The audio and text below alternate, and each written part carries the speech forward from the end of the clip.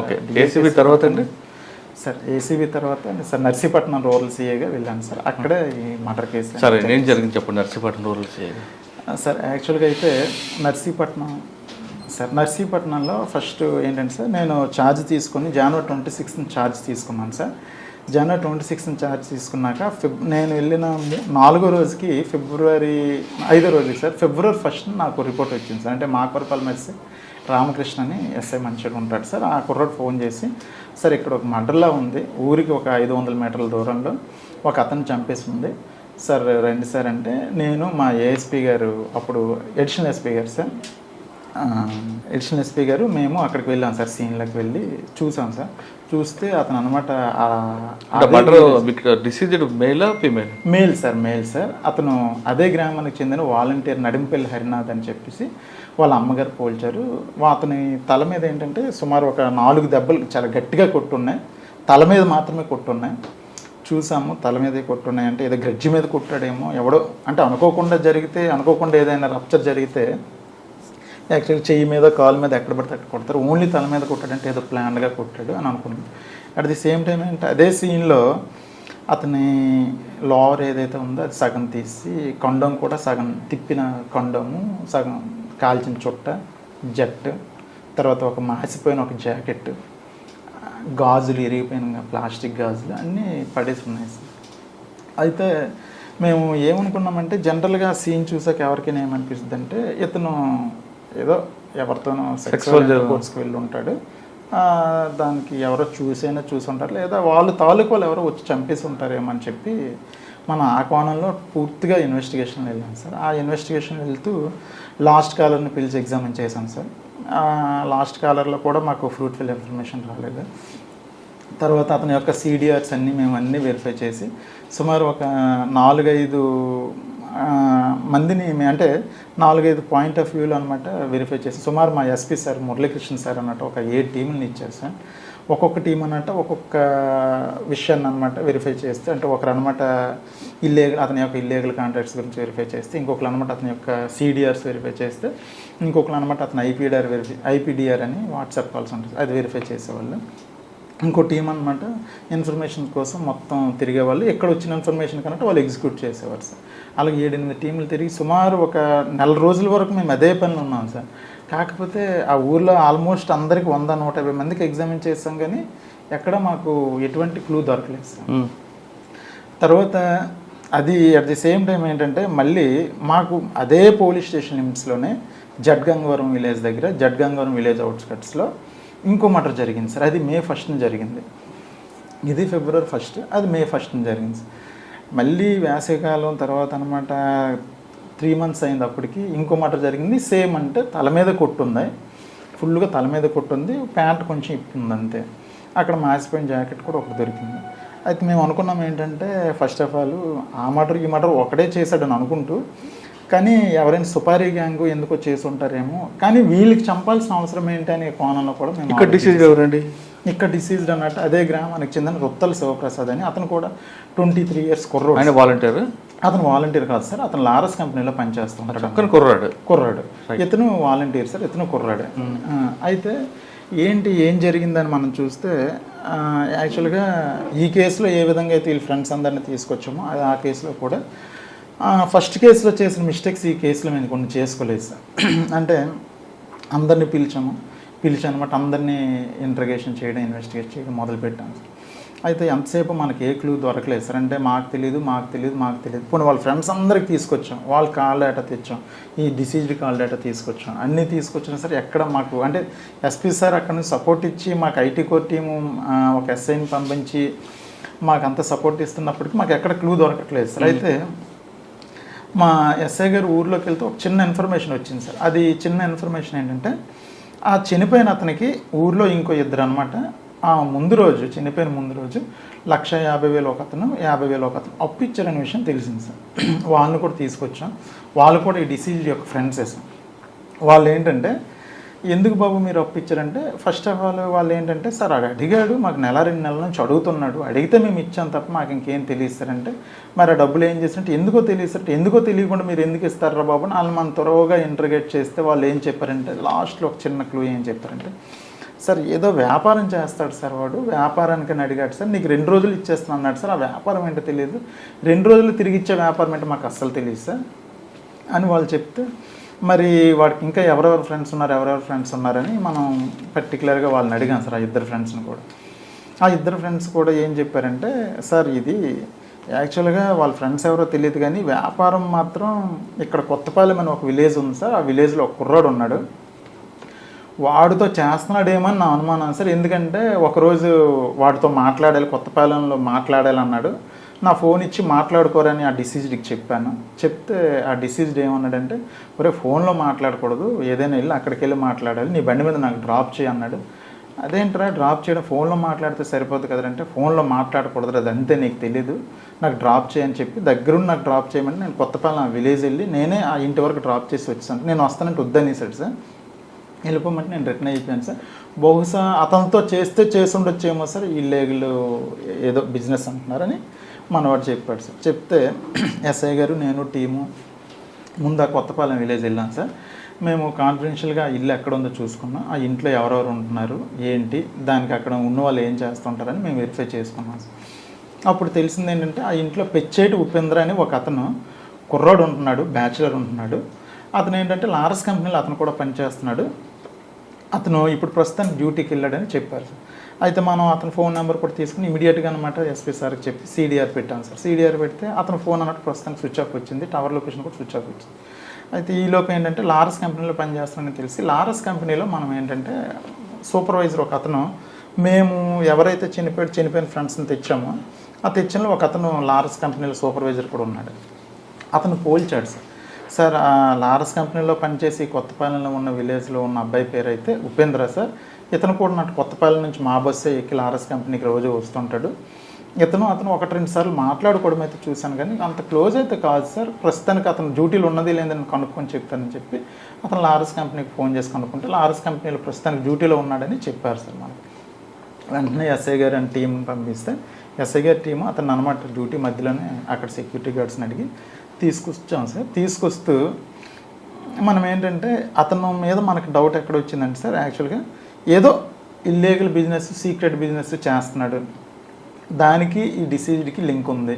So బహుశా ఈడైనా చంపి ఉండాలి, ఈడి తాలూకు ఇంకెవరితోనైనా చంపించి ఉండాలి ఆ 2 లక్షలు తీసుకోవడం కోసం అని మాకు అనిపించి అతను తీసుకొచ్చి రాగానే మా వెహికల్ ఎక్కించిన తర్వాత మాతో పాటు క్లూస్ టీము ఒక అబ్బాయిని కూడా, భర్త అయిన అబ్బాయిని కూడా పెట్టుకున్నాం సార్. అతను ఏంటంటే ఆ క్లూస్ టీమ్ అబ్బాయి, నేను, మా ఎస్ఐ గారు, ఇంకో నర్సీపట్నం రూరల్ భీమరాజ్ ఎస్ఐ గారు అందరం కలిసి అతన్ని పట్టుకొని వాళ్ళ ఇంటికి బయలుదేరి దారిలో మాట్లాడుతుండగా, నీకు అతనికి ఏంటి సంబంధం, నాకు ఆడ ఫ్రెండే కాదని చెప్పాడు sir. First of all friend కాకపోవడం ఏంటి, యాక్చువల్గా అయితే నీకు వాడికి నీకు సంబంధాలు ఉన్నాయి కదా, నువ్వు వాడి ఫ్రెండ్ అంట కదా, ఒకసారి నీకు అనమాట సో పర్సన్ని ఇంటి వరకు డ్రాప్ చేసేటట్టు కదా అని అంటే, సార్ ఆడ నాకు తెలుసు కానీ పూర్తిగా తెలియదు సార్, అప్పుడప్పుడు నాకు రూమ్ అడుగుతాడు సార్, రూమ్ అడిగితే నేను ఇస్తాను సార్ అని అన్నాడు. పొంతం లేని సమాధానం. తర్వాత అలాగ మాట్లాడితే, సార్ ఒకసారి నాకు డబ్బులు అడిగాడు సార్, నేను అప్పు ఇచ్చాను సార్ అంటే, ఇంకా మళ్ళీ కంటిన్యూషన్ మాట్లాడితే అతను నాకు డబ్బులు ఇచ్చాడు సార్ అంటాడు. పొంతం లేని సమాధానం. లాస్ట్కి ఏంటంటే ఒక మాట అన్నాడు, కాకపోతే నా కాల్ డేటా చూసుకోండి సార్, నా కాల్ డేటాలో ఎక్కడ అతనితో మాట్లాడినట్టు ఉండదు కదా సార్, మీరు నన్ను ఎందుకు సార్ తీసుకొస్తున్నారని చెప్పేసి వాడు తిరిగి మన మీద ఫైర్ అవ్వడం కూడా మొదలైంది సార్. అయితే యాక్చువల్గా మనం వాడిని తీసుకొచ్చిన తర్వాత వాడి ఇంట్లో ఎందుకైనా మంచిదని సెర్చింగ్కి వెళ్ళాం. ఈలోపు ఆ క్లూస్ టీమ్ అబ్బాయి అతను యూవీ లైట్ పెట్టుకుని అనమాట అన్ని బట్టలు వెతుకుతున్నాడు. అంటే బ్లడ్ మార్కులు ఏమైనా పడినట్లయితే ఉతికిసిన తర్వాత కూడా అవి మనకు కనిపిస్తాయని అతను చూస్తున్నాడు night. At the same time మేము కూడా ఏంటంటే ఇల్లంతా సెర్చ్ చేస్తున్నాం సార్. ఒక్కొక్కలం సెర్చ్ చేస్తుంటే ఒక తలగడలో 1,50,000 దొరికింది సార్. ఇది ఎక్కడదిరా అంటే, ఇది నాదే సార్, వాడిచ్చాడు సార్, వీడిచ్చాడు సార్, పొంతలేని సమాధానం. మళ్ళీ అలమారాలో 50,000 దొరికింది. ఒరే 2 lakhs దొరికింది ఎక్కడదిరా అంటే, వాడి జీతం 15,000, వాడు ఉంటున్న ఇంటి అది 4,000, అసలు 1,50,000 2 లక్షలు ఉండే అవకాశమే లేదు. తర్వాత ఆ రూమ్ మొత్తంలో ఒక 4 జతల బట్టలు, ఒక మంచమే ఉంది. అలాంటి దగ్గర ఎంత డబ్బు ఎందుకు పెట్టుకున్నాడంటే, సార్ నాకు నా ఫ్రెండ్ ఇచ్చాడు సార్, వాడు ఇచ్చాడు సార్, చచ్చిపోయినాడు ఇచ్చాడు సార్, ఏవో చెప్తున్నాడు. ఇప్పుడు చచ్చిపోయినాడు ఇచ్చాడు 2 lakhs పర్లేదు, ఇంకో 75,000 కూడా అక్కడే దొరికాం. ఎవరెవరా ఈ డబ్బు అంటే, సార్ అది కాదు సార్, ఇది కాదు సార్, ఏవో పొంతలేని సమాధానం. అలా మనం ఇంటర్గేట్ చేసాము అది సార్. సో అప్పుడు చెప్తే అప్పుడు ఏంటంటే, ఫస్ట్ ఆఫ్ ఆల్ వాడికి అర్థమైపోయింది ఏంటంటే, వీళ్ళు నన్ను కనిపెట్టేశారు, అందుకే ఇంటికి తీసుకొని సెట్ చేశారు, డబ్బులు కూడా దొరికేసాయి. అట్ ది సేమ్ టైం ఏంటంటే నా బట్టలు కూడా వెతుకుతున్నారంటే బ్లడ్ స్టెయిన్స్ ఏమైనా దొరికేస్తాను నేనని వాడికి అర్థమైపోయింది సార్. అర్థమైపోయిన తర్వాత వాడు ఏం చేశాడంటే నెక్స్ట్, సార్ అంటే ఇవన్నీ కూడా ఉన్నట్టు అప్పు అడిగాను తప్ప నాకు ఆయనకి ఎటువంటి సంబంధం లేదు, అది నాకు అప్పు ఇచ్చాడని చెప్పాడు. అప్పు ఇస్తే మిగతా 75,000 అంటే సార్ ఇంకో ఫ్రెండ్ అప్పు అడిగాను కొంత నేను సమాధానాలు. మనం ఏం చేసామంటే సార్ లాస్ట్కి, సరే ఏ ముద్ర బాబు, సరే మాకు ముద్ద ఇది అంటే చనిపోయిన అతనిది సెల్ ఫోన్ పోయింది సార్, సెల్ ఫోన్ కూడా మిస్ అయింది, అది తర్వాత చెప్తాను సార్. వాడు సీన్ కూడా డైవర్ట్ చేస్తాడు ముద్ద. అయితే సెల్ ఫోన్ పోయిందిరా బాబు, మాకు ఆ సెల్ ఫోన్ ఇచ్చే చాలు, నీకు మేము సేవ్ చేస్తాం అని మన పోలీస్ స్టైల్లో కొంచెం అంతవరకు గట్టిగా మాట్లాడి బొజ్జగించే స్టైల్లో మాట్లాడితే కొంచెం నమ్మాడు సార్. నమ్మి సెల్ ఫోన్ ఒకటి ఇస్తే సరిపోద్ది కదా సార్ అంటే, ఆ సెల్ ఫోన్ ఒకటి ఇస్తే సరిపోద్ది అని, సెల్ ఫోన్ సో ప్లేస్లో నూతిలో ఉంది సార్, పదండి సార్ చూపిస్తానని వాళ్ళు ఇంటి ఎదురుగున్న నూతిలోనే పడేశాడు సార్. మనం ఇంటి ఎదురుగున్న నూతిలో పడేసరికి మనం నూతిలో నీళ్ళన్నీ తోడించిన తర్వాత సెల్ ఫోన్ ఎవరిదైతే చనిపోయాడు కుర్రోడు, ఆ సెల్ ఫోన్ రికవర్ చేసిన తర్వాత మేము కూడా నమ్మాను సార్. ఎస్ ఈడే చేసింది కన్ఫర్మ్ అయ్యి అప్పుడు స్టేషన్కి తీసుకొచ్చి, బాబు ఎలా చేసావు ఏంటి ఒకసారి చూపిస్తావా అదేనంటే అప్పుడు చూపించాడు సార్. అంటే వాడు ఆ ఊరికి జడ్గంగవరం విలేజ్కి 1 km దూరంలో, మేమంతా రోడ్డు మీద తిరిగి వెళ్తే 1.5 km ఉంటుంది, వాడు షార్ట్ కట్లో నడుచుకుంటూ తీసుకెళ్ళిపోయాడు. ఆ ప్లేస్ తీసుకెళ్ళి ఇలా కూర్చున్నాడు సార్, ఇలా కూర్చుంటే ఇలా చంపేశాను సార్ అని నీట్గా ఎక్స్ప్లెయిన్ చేసి సీన్ అంతా రీకన్స్ట్రక్షన్ చేస్తే అప్పుడు కన్ఫర్మ్ చేసుకొని మా ఆఫీసర్స్ డిఎస్పీ గారికి ఎస్పీ గారికి కన్ఫర్మ్ చేసి. ఎందుకంటే చంపాడు అసలు సార్ యాక్చువల్గా ఏంటంటే వాడుదాకా మోటివ్ సార్, ఆ మోటివ్ చాలా డిఫరెంట్. అంటే నేనైతే ఎప్పుడు చూడలేదు సార్ ఆ మోటివ్, అలా ఉంటుందని కూడా నేను ఎక్స్పెక్ట్ చేయలేదు. వాడికి డబ్బులు కావాలి సార్. వాడు యాక్చువల్గా ఫస్ట్ ఎవరికైతే చంపాలనుకుంటాడో వాడితో ఫ్రెండ్షిప్ చేస్తాడు సార్. ఫ్రెండ్షిప్ చేసి అంటే ఫస్ట్ ఆఫ్ ఆల్ ఏంటంటే వీడు లారస్ కంపెనీలో పనిచేసేవాడు సార్ ముద్దయ్య. ఆడేంటంటే లారస్ కంపెనీలో ఎవరైతే పనిచేస్తారో వాళ్ళ దగ్గర కొంచెం ఉండి ఎవరికైనా డబ్బుల మీద ఆశ ఉన్న వాళ్ళని సెలెక్ట్ చేసుకుంటాడు సార్. సెలెక్ట్ చేసుకుని ఎవరికైతే డబ్బుల మీద ఆశ ఎక్కువ ఉందో వాళ్ళ దగ్గరికి అంటే సింపుల్గా వెళ్ళి ఒక చిన్న లైన్ వదులుతాడు సార్. నాకు మంచి ఏజెన్సీ వాళ్ళు తెలుసు, లిక్విడ్ బిజినెస్ నాకు ఐడియా ఉంది, లిక్విడ్ బిజినెస్ ఒకవేళ చేస్తే 1 lakh 2-3 daysలో 3-4 lakhs వచ్చేస్తే, లిక్విడ్ గాంజా బిజినెస్ 3-4 lakhs వచ్చేస్తే నాకు అవతల పార్టీ వాళ్ళకి తెలుసు, మీరు అంటే డబ్బులు అరేంజ్ చేసుకుంటే నేను పార్ట్నర్షిప్ అవతలని పిలిపిస్తాను, మీరు అనమాట డబ్బులు తీసుకొస్తే గంజా తీసుకొస్తే మనం అన్నట్టు పార్టీ వచ్చిన తర్వాత మళ్ళీ వేరేస్తాడు. అవతల ఎవరైతే ఇంట్రెస్ట్గా ఉన్నారో వాళ్ళు వచ్చి ఇన్ని అప్రోచ్ అవ్వడమో లేకపోతే ఏదో అయితే ఫ్రెండ్షిప్ చేస్తూ ఇంకేంటంటే మళ్ళీ ఏం చేస్తాడంటే వాడు, నేను ఫ్రెండ్షిప్ చేస్తున్నంతసేపు మీ పేరెంట్స్కి ఎవరికి చెప్పుకో, ఎందుకంటే నేను దొరికిపోతే నువ్వు దొరికిపోతావు, సో నాకు ఫోను చేయకు, మీ పేరెంట్స్కి ఎవరికైనా చెప్పావు అనుకో, నువ్వు దొరికిపోతే నేను దొరికిపోతాను, మీ పేరెంట్స్కి మీ ఫ్రెండ్స్కి ఎవరికి చెప్పకూడదు, చెప్తే నేను అనమాట నేను దొరికిపోతానని చెప్పి, అంటే ఎవడైతే చచ్చిపోతాడు డిసీజ్డ్కి అనమాట ఈడొకడు ఫ్రెండ్ ఉన్నాడని చెప్పి వాళ్ళ పేరెంట్స్కి కానీ ఫ్రెండ్స్కి కానీ ఎవరికి తెలియదు. అట్ ది సేమ్ టైం ఏంటంటే ఫోన్ కాల్ డేటాలో కూడా ఎక్కడ వీడికి వాడికి ఫోన్ కూడా మనకి ఎక్కడ కనెక్ట్ అవుతుంది.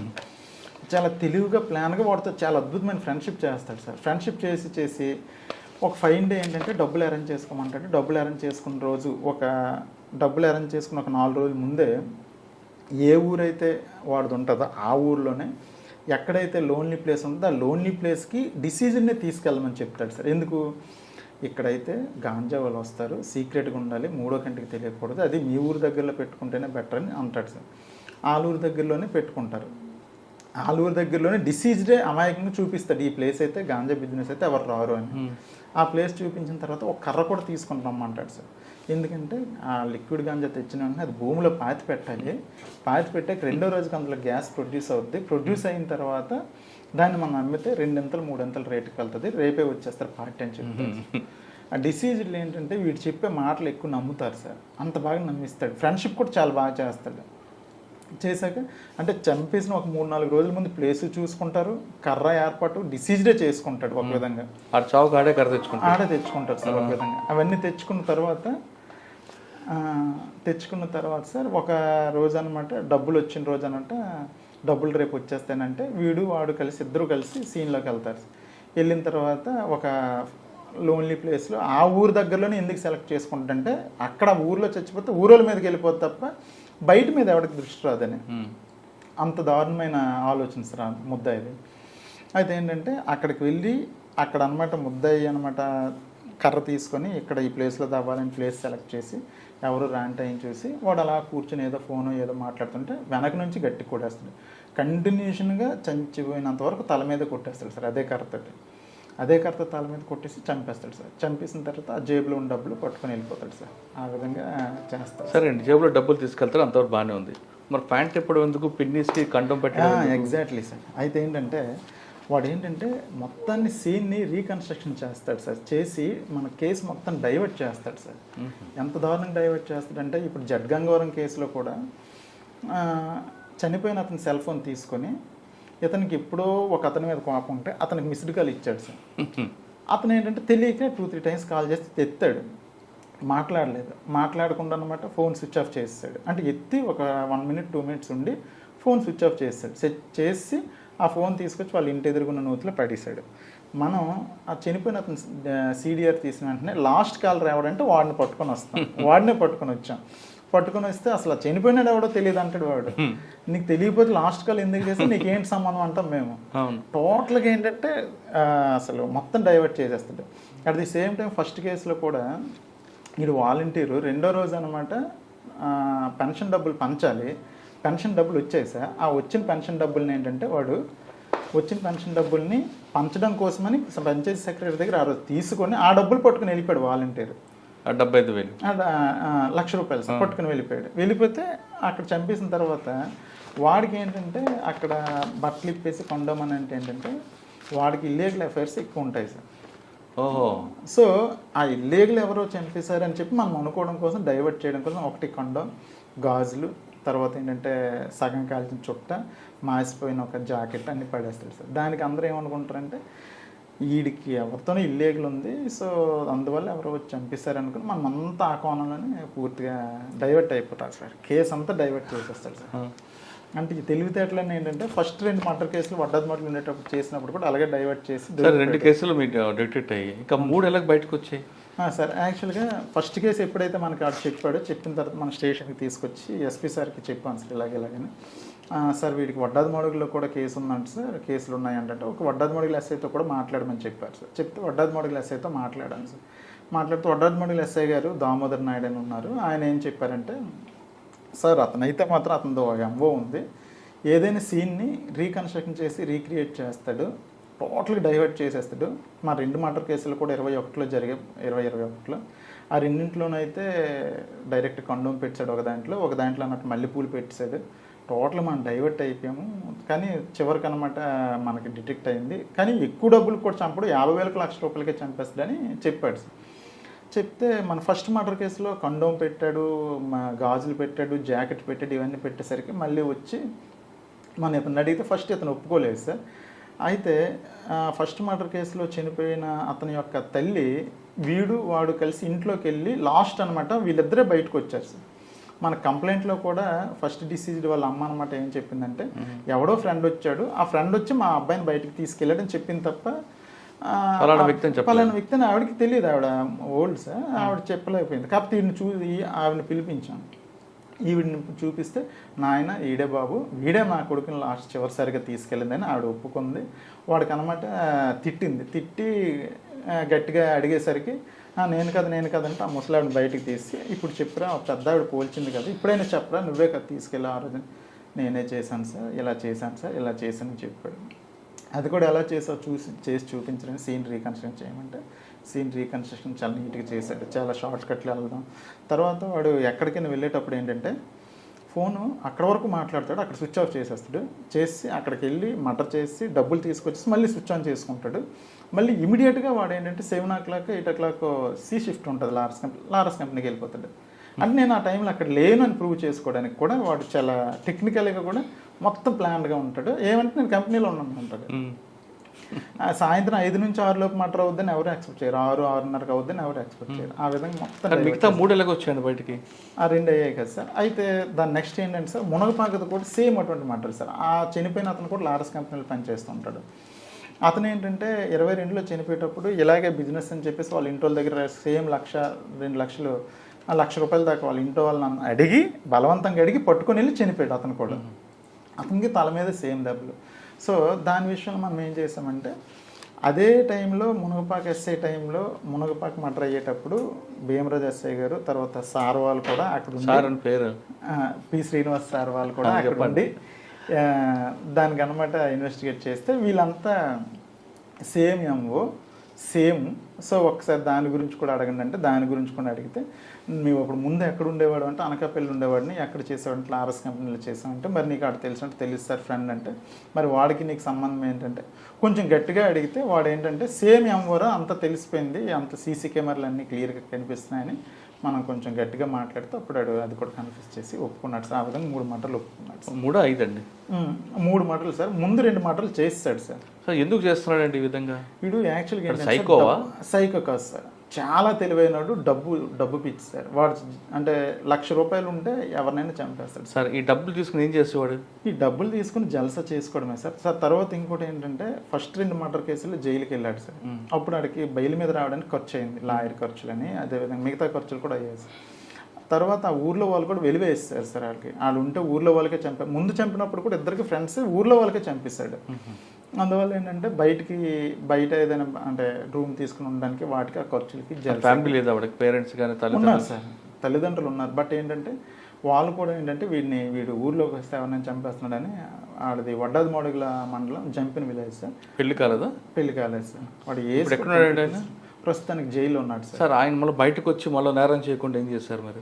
సార్ దానికి మేము ఏం చేసామంటే సార్ మా ఆఫీసర్స్ కూడా దానికి ఇమీడియట్గా ఛార్జ్షీట్ ఫైల్ చేసండి, వాడు బయటకు వస్తే ఇబ్బంది అవుతుంది కాబట్టి ఛార్జ్షీట్ ఫైల్ చేసి వాడు జైల్లో ఉంటుండగానే ట్రయల్ కండక్ట్ చేసి కన్విక్షన్ పెడితే వాడు డైరెక్ట్గా అన్నట్టు కన్విక్షన్ అవుతాడు. అయిన వల్ల ఏంటంటే మళ్ళీ బయటకు వచ్చే అవకాశాలు తక్కువ ఉంటాయని మొన్న డీజీ సార్ కూడా ఏబిసిడి అవార్డు ఇచ్చినప్పుడు అదే ఇన్స్ట్రక్షన్స్ ఇచ్చారు. ఇమీడియట్గా ఛార్జ్షీట్ ఫైల్ చేయండి అంటే ఆల్రెడీ ఫైల్ చేస్తున్నారు సార్. నేను ఇటు వచ్చేసాను, అక్కడ మా సక్సెసర్ వచ్చి ఫైల్ చేస్తున్నారు సార్. అచ్చా సార్, మీరు ఎక్కడి నుంచి ఎక్కడికి వచ్చారు? నెక్స్ట్ నర్సీపట్నం నుంచి ఎల్లుండిపేట వచ్చాను సార్. వచ్చి 2 months అవుతుంది సార్. ఇక్కడే ఉందండి ఇక్కడ ప్రస్తుతం అంటే ఒకప్పుడు నక్సల్స్ ప్రభావం ఇప్పుడేం లేదా? ఇప్పుడు కొంచెం తగ్గింది సార్. ఏదైనా కొంచెం తగ్గింది ఉందా అంటే ఉందని అనుకుంటున్నాను సార్. నేనైతే ఇంకా నేను వచ్చి 2 months అయింది అనుకుంటున్నాను సార్. ఉందని సార్. ఇటువంటి అవార్డులు తీసుకున్నప్పుడు ఏమనిపిస్తుంటుంది సార్? యాక్చువల్గా ఏంటంటే అసలు first of all DG sir చేతుల మీదుగా తీసుకోవడం అనేది అంటే మా అవార్డు మా ఎస్పీ మేడం దీపిక మేడం గారు మమ్మల్ని సెలెక్ట్ చేసి పంపిస్తే వాస్తవంగా అయితే వస్తుందో రాదో మేడం గారు మా మీద అభిమానం కొద్ది పంపించారు, కానీ వస్తుందో రాదని మాకు కూడా కొంచెం ఒక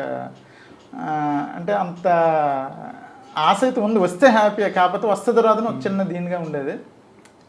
రావడం వల్ల అయితే చాలా హ్యాపీ సార్. హ్యాపీ ఏంటంటే స్టేట్ వైడ్ మేము ఎవరనేది తెలిసింది. అట్ ది సేమ్ టైం అయితే మా ఊర్లో కూడా తెలిసింది. మా నాన్నగారు అయితే ఈ ఫోటో చూసి ఫ్రేమ్ కూడా కట్టించుకొని లోపల పెట్టేశారు ఆల్రెడీ. అంటే ఆయన గొప్ప ఆయన అలా ఫీల్ అయ్యారు సార్. ఓకే, పోలీస్ డిపార్ట్మెంట్కి వచ్చిన తర్వాత ప్రజలకు ఎంత సేవ చేస్తామో టిపికల్ కేసులో ఎంత డెప్త్గా వెళ్ళి ఇన్వెస్టిగేషన్ చేస్తే ఖచ్చితంగా పై ఆఫీసర్ గుర్తిస్తారు అని చెప్పడానికి హరిగారి కేసు నిదర్శనం. ఒక చిన్న క్లూ పట్టుకుని ఆయన దాన్ని బాగా ఇన్వెస్టిగేషన్ చేసి త్వరగా చేయడం బట్టి 5 మర్డర్ కేసుల్లో ఆయన దొరకడంతో ప్రభుత్వం కూడా ఏబిసిడి అవార్డు ఇవ్వడంతో ఆయన డీజీ గారి చేతుల మీదకి అవార్డు తీసుకోవడం, ఆ అవార్డు పేపర్లో రావడం, అది చూసి ఆయన తండ్రి ఊర్లో అందరికీ గర్వంగా చెప్పుకోవడం కాకుండా ఒక ఫోటో ఫ్రేమ్ కట్టుకున్నారు. అంటే మనకి జన్మనిచ్చిన తండ్రి మనం గుర్తించి ప్రజలు గుర్తించి ఇంతకన్నా కావాల్సిన మంచి జాబ్ కావాలంటే పోలీస్ డిపార్ట్మెంటే బెస్ట్ డిపార్ట్మెంట్. ఖచ్చితంగా మీరందరూ పోలీస్ డిపార్ట్మెంట్ రండి, ఓపిక్గా చూడండి. కొంతమంది ఆఫీసర్లు చెప్తున్నట్లుగా మన నోరు మంచిదైతే ఊరు మంచిది అవుతుంది అనే విషయాన్ని గుర్తుపెట్టుకున్న వాళ్ళు ఖచ్చితంగా పోలీస్ డిపార్ట్మెంట్ వచ్చి ప్రజలకు సేవ చేయాలి. ఇది హరిగారితో ఎక్స్క్లూజివ్. వచ్చేవారు మరో గెస్ట్తో మళ్ళీ కలుస్తా. అంతవరకు నమస్తే. Thank you sir. Thank you very much. All the best. ఇంకా మంచి కేసులు చేయండి. Thank you very much sir.